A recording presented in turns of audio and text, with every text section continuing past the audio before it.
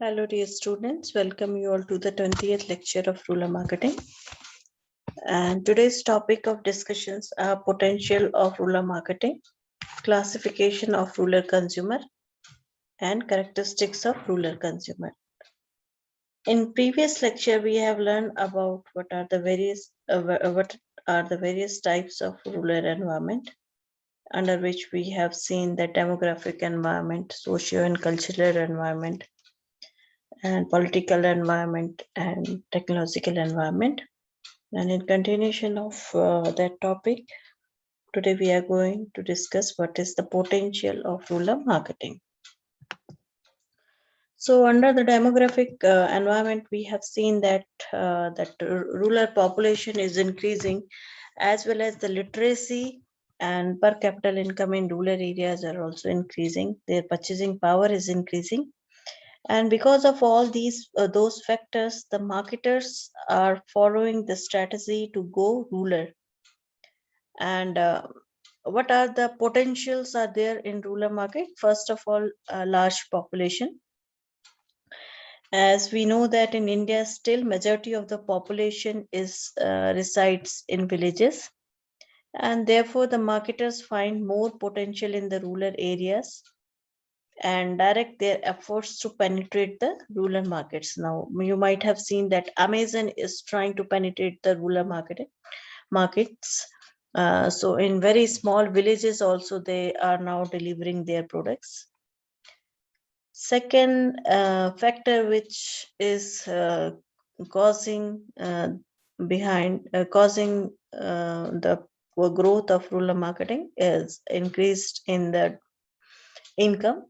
So the income and the purchasing power of rural people have increased. Why it is so? Because of the use of modern agriculture equipments and technologies, the farmers can produce more and get better returns of their agriculture products.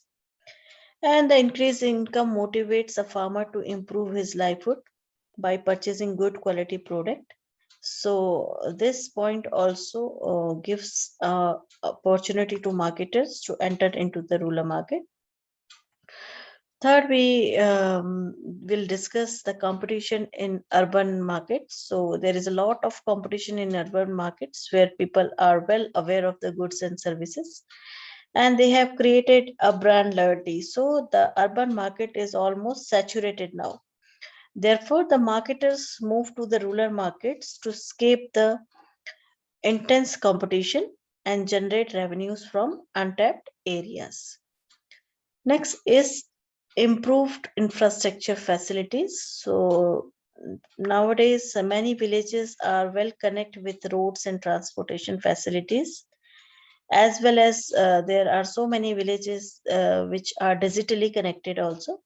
So these all things enables the marketers to access the rural markets and promote their goods and services to those areas also.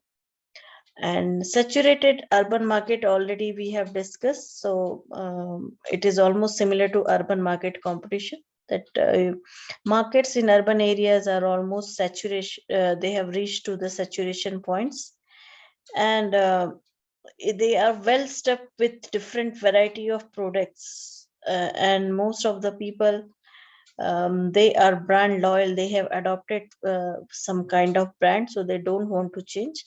But still, there is a scope in rural areas. Markets are still not being penetrated by brands. And next is financial institutions. Several cooperative banks and public sector banks offer the loan facility to the rural people, and that loan is at very low interest rate. With that loan, the purchasing power of individuals increase in the villages. So that is also one plus point in favor of rural areas. And new employment opportunities. The government is running several employment opportunity programs, which we have already seen in previous chapters. So the intention behind this is to engage people in some kind of activity apart from agriculture, and the integration of rural development program. And we have learned that Rozgar Yojana training for rural youth, and self-employment self-employment schemes. All these are there to improve the livelihood of rural people. So all these factors are there due to so much potential in the rural areas. The companies are focusing more on the needs and desire of the people living in rural areas, and they are taking very possible steps to stimulate people to buy the product and services, and to improve their livelihood. So this is all about potential of rural marketing. Next, we have the classification of rural consumers. So rural consumers we have classified into three categories. First one is affluent group, second is middle class, and the last one is poor. Okay, so classification we have done based on economic status here. So the affluent groups are rich farmers in rural areas, and obviously they are in very few numbers. Although they are rich, they can afford everything, but they do not form the demand base large enough for marketing firms to depend only on them. And in the category which reflect this affluent group is farmers of Punjab and Andhra Pradesh. They are quite rich, wealthy farmers. Second is middle class. So this is the largest segment, and it is expanding very fast. And farmers who are cultivating sugarcane in UP and Karnataka, they fall into this category, the middle class category. And the last one is the poor category. And this category had a huge number of farmers, and their purchasing power is very less, but their strength is more. They receive grants from government and reap the benefits of many such schemes, and they move towards the middle class. Farmers of Bihar and Orissa falls under this category. Next, we have characteristics of rural customers. Most of the characters you might be aware of. Let's just go through these characters. So the involvement in buying is very high for rural consumers, and they purchase products more often because they buy in small quantity. So sometimes you may have seen that they buy on weekly basis or sometimes daily basis also, and their focus is more on value for money products. They don't look for additional functionality which is not being used by them. So they think that if we are not using it, why to pay more for that function.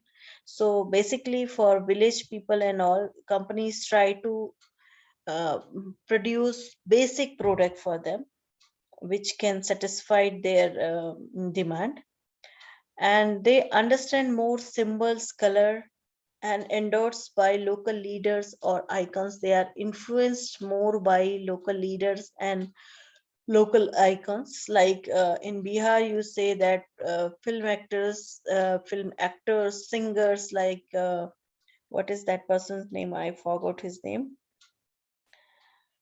Uh, like mostly by film actor and actresses or local leaders, they get influenced. So it is always beneficial to to give endorsement of your brands to those people.